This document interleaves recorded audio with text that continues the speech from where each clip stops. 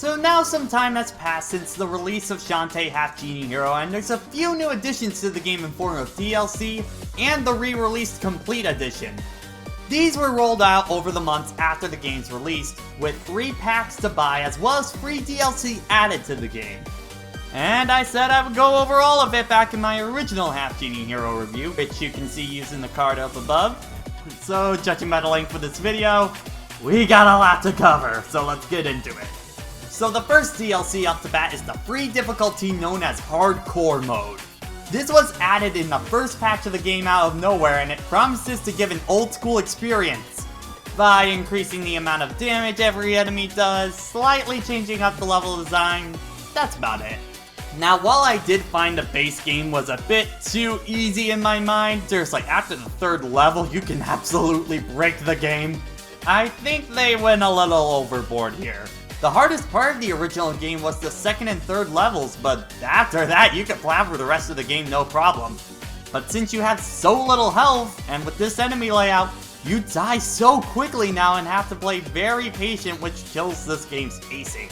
And you still have to do all the collectathon by going back into levels to find stuff, just like in the base game, so yeah, I didn't really care for this one. It sucks because I find the base game too easy, but this is a little much in my mind. There's a perfect difficulty in the middle here, but you can't play it, and that's what frustrates me. But being fair, this is a free DLC, so I can't complain that much. Speaking of free DLC, the other one was originally for backers, but is now added into Ultimate Edition. A blue Shantae color referencing the magic armor from Risky's Revenge, and the Game Boy Color sprite palette for Risky, which I love this one personally. Though seriously, why does she have such a red eye? She should probably get that looked at. Speaking of which, Risky was the next one released, but I want to save her for the last part of this video, so let's go over Friends to the End. A story-related DLC that takes place when Risky turns Shantae into Nega Shantae. You know, that whole part of the story that's quickly forgotten about in the main campaign? Anyway, Bolo, Sky, and Roddy Tops agree to enter Shantae's mind to get her back to normal, while reliving all of her memories from the previous events of the game. Basically as a means to repeat levels. Though oddly, the music reused here are from Pirate's Curse and Risky's Revenge. I mean, I don't mind the Pirate's Curse music, I love that game's soundtrack, but it feels kind of odd here playing all the time.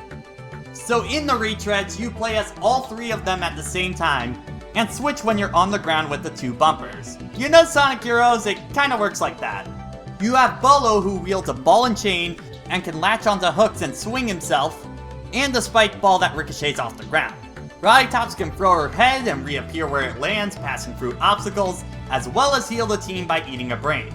And finally, Sky, who attacks with birds like Maria in Castlevania, can float using Wrench and create a bird platform that any team member can use for a short amount of time. Each member of the team also has a gem count that lets you upgrade their attacks up to level 4. Getting hit means losing money and potentially a level if you're too low. So, I'll be honest, there's only a few things I really like about this mode. Bolo can be fun at times, and the idea of playing all 3 of them is cool, on paper, but it is a good concept. And I actually really enjoy playing as Sky. She has good long range attacks, she can create a platform, she has an equivalent of the pirate hat, and her special is pipe balls, which have always been a great item in Shantae. It's just a shame she's tied down to the problems of this mode.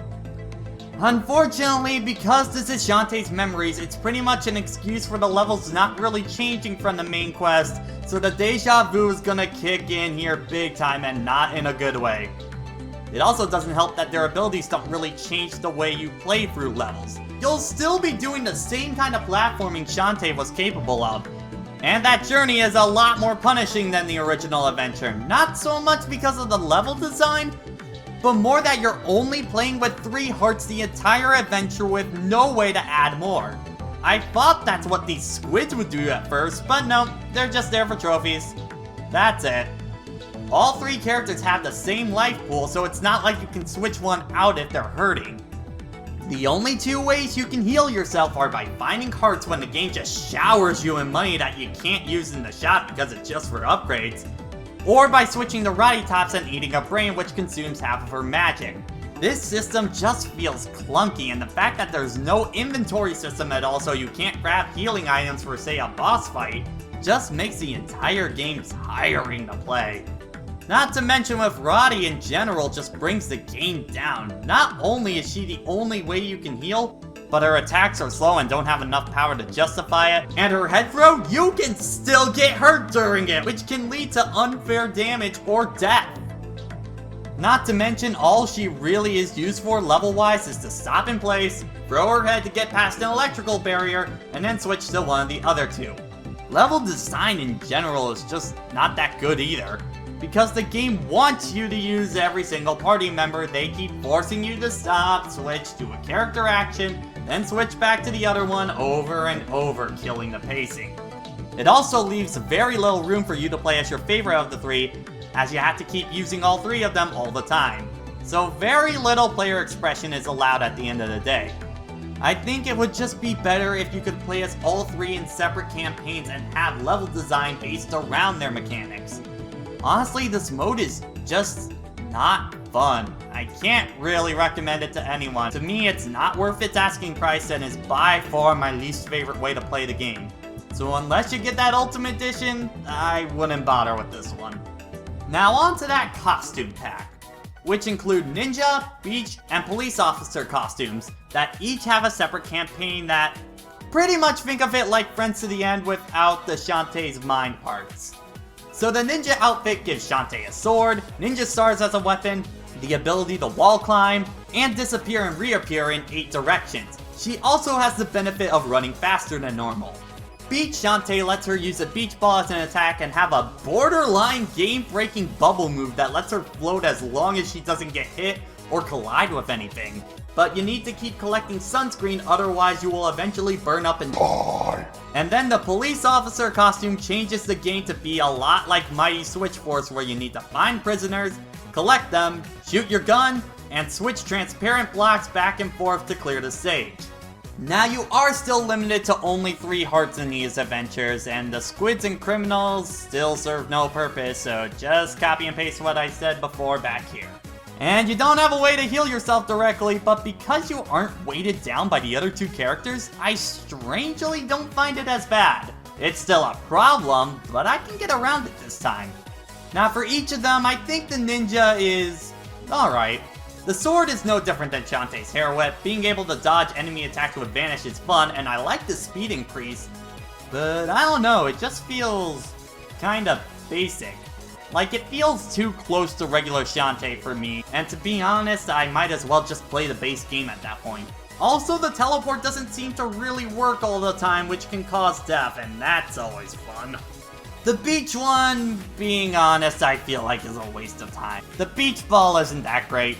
And the idea of giving you a game-breaking bubble, but you need to keep finding sunscreen, just feels like the game wants you to avoid combat altogether and makes you really notice how bland the retread level designs in the DLC are. Doesn't help that the boss fights are just frustrating with it, and yeah, I wouldn't recommend this one either. Now, Officer Mode, this one I have to say is probably my favorite out of the 3. For one, it switches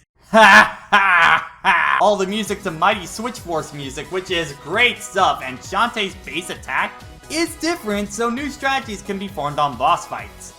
And the blocks do change the level design up just enough. This one I can recommend a playthrough for, honestly, especially if you're a fan of Mighty Switch Force.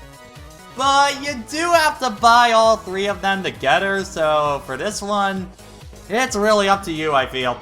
And then that leaves just one left, and probably the one I was looking forward to most since the Kickstarter. Pirate Queen's Quest, which is an adventure starring Risky Boots that tells the story of her building the dynamo in the time that Friends Till the End takes place. It's so odd, this part of the story goes from the most pointless to the most plot-filled part of the game. It's so weird. Anyway, with Risky, things work a bit differently. You start off in her ship and, yeah, they're not even trying to be subtle anymore.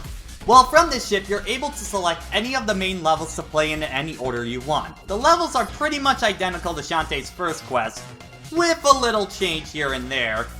But you'll be playing them differently because of Risky's abilities.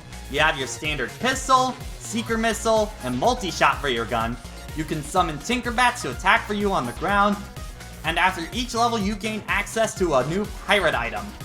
The only one missing from Pirate's Curse are the boots, which is odd to me. She has them on, so why can't she do the dash? And while you have the scimitar, it's only for your basic attack and can't be used for a pogo anymore.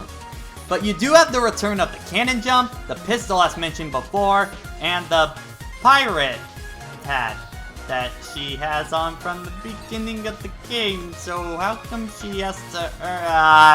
The new toys are the crystal ball that allows you to go underwater, a cannon shot for your pistol that creates a powerful lingering hitbox, and can blow up rocks, and the grappling hook, which allows you to cling from ceilings above you as well as hanging on rings. The fact that you can make your own path through the game a la Mega Man creates a greater sense of replayability and chance for experimentation that you just don't get with the other campaigns. Now you will need to backtrack into each level for 2 major collectibles. Genie Shards, which there are 15 in total and are mandatory to reach the final level, and Dark Magic, though it's not like the ones from Pirate's Curse. Rather, this time you choose to actually upgrade different skills for Risky. I'll save you the trouble, go for these 3 last, and upgrade everything else first.